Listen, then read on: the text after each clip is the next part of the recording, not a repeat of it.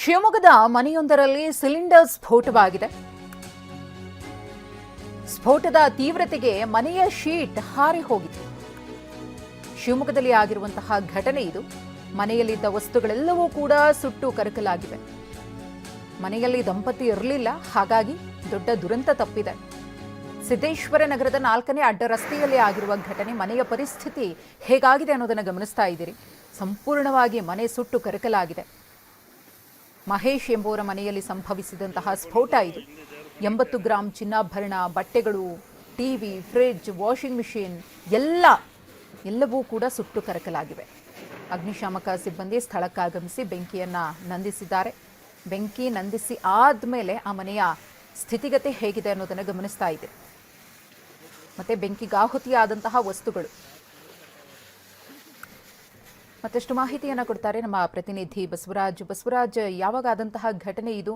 ದಂಪತಿ ಈಗ ಏನ್ ಹೇಳ್ತಾರೆ ಘಟನೆಯ ಬಗ್ಗೆ? ಎಲ್ಲಿ ಲೋಪ ಆಯಿತು, ಏನ್ ಸಮಸ್ಯೆ ಆಯ್ತು ಅಂತ? ಮಧುಶ್ರೀ, ಇದು ನಿನ್ನೆ ಆದಂತ ಘಟನೆ. ಇದು ನಿನ್ನೆ ಸುಮಾರು ಬೆಳಗ್ಗೆ ಒಂದು 11 ಗಂಟೆ ಸುಮಾರು ಆಗಿದೆ ಘಟನೆ.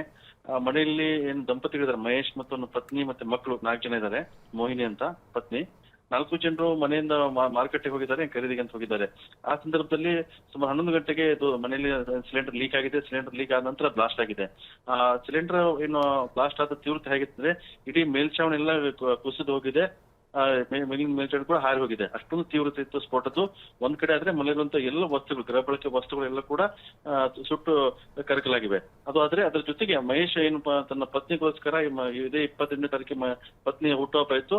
ಹಾಗಾಗಿ ಪತ್ನಿ ಅಂತ ಹೇಳಿ 80 ಗ್ರಾಂ ಚಿನ್ನಾಭರಣ ಮಾಡಿಸಿದ್ದ. ಲಕ್ಷಾಂತರ ರೂಪಾಯಿ ಖರ್ಚು ಮಾಡಿಕೊಂಡು ತನ್ನ ಏನು ಹಗಲು ರಾತ್ರಿ ಕಷ್ಟಪಟ್ಟು ದುಡಿದಿದ್ದ ಮಹೇಶ್ ಬೀಡಂಗಡಿ ಇಟ್ಕೊಂಡು ಅದೆಲ್ಲ ಹಣವನ್ನು ಸಂಗ್ರಹಿಸಿಟ್ಕೊಂಡು ಸೇವಿಂಗ್ ಮಾಡಿದ ಹಣವನ್ನ 80 ಗ್ರಾಂ ಚಿನ್ನಾಭರಣ ಖರೀದಿ ಮಾಡಿದ. ಆ 80 ಗ್ರಾಂ ಚಿನ್ನಾಭರಣ ಕೂಡ ಏನು ಈ ಸಿಲಿಂಡರ್ ಸ್ಫೋಟ ಆಗಿದೆ, ಅದರಲ್ಲಿ ಅದು ಕೂಡ ಸುಟ್ಟು ಕರಕಲಾಗಿದೆ. ಇಲ್ಲಿವರೆಗೂ ಕೂಡ ಅದು ಪತ್ತೆ ಆಗಿಲ್ಲ. ಹಾಗೆ ಒಂದ್ ಕಡೆ ಆದ್ರೆ ಈ ಏನು ಸಿಲಿಂಡರ್ ಸ್ಫೋಟ ಇತ್ತು, ಸಿಲಿಂಡರ್ ಸ್ಫೋಟದ ತೀವ್ರತೆ ಹೇಗಿತ್ತಂದ್ರೆ ಪಕ್ಕದ ಮನೆ ಏನಿತ್ತು ಆ ಧರ್ಮಪ್ಪ ಅಂತ ಹೇಳಿ, ಅಲ್ಲೂ ಕೂಡ ಇದು ಬೆಂಕಿ ಆವರಿಸಿಕೊಂಡಿತ್ತು. ಅಲ್ಲಿರುವಂತ ಏನ್ ಧರ್ಮಪ್ಪನ ಮನೇಲಿ ಇದೆ, ಅಲ್ಲಿರುವಂತಹ ಗೃಹ ಬಳಕೆ ವಸ್ತುಗಳು ಕೂಡ ಅವು ಕೂಡ ಬೆಂಕಿ ಆಗಿವೆ. ಹಾಗಾಗಿ ಈ 2 ಮನೆಗಳು, ಒಂದು ಮನೆಯಲ್ಲಿ ಸಿಲಿಂಡರ್ ಮಹೇಶ್ ಮನೆಯಲ್ಲಿ ಸಿಲಿಂಡರ್ ಬ್ಲಾಸ್ಟ್ ಆಗುತ್ತೆ, ಅದು ಅಕ್ಕಪಕ್ಕ ಮನೆ ಕೂಡ ಆವರಿಸಿಕೊಳ್ಳುತ್ತೆ.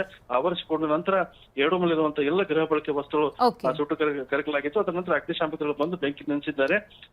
ಇದರಿಂದ ಏನು 2 ಬಡ ಕುಟುಂಬಗಳಿಗೆ ಸಾಕಷ್ಟು ಆತಂಕವಾಗಿದ್ದಾವೆ. ಧನ್ಯವಾದ ಬಸವರಾಜ್ ತಮ್ಮ ಮಾಹಿತಿಗಾಗಿ.